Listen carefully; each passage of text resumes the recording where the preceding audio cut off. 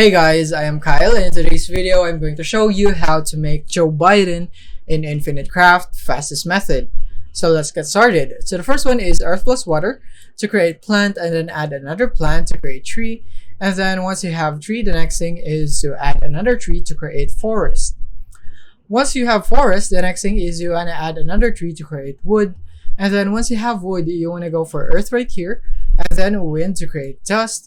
Once you have dust, you want to add wind to create sandstorm. Once you have sandstorm, combine it with wood to create sandal. Once you have sandal, you want to go combine it with another sandal to create shoe.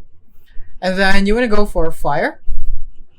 And then add another fire to create volcano. And then add water right here. And then another water to create lake. And then combine volcano to create island.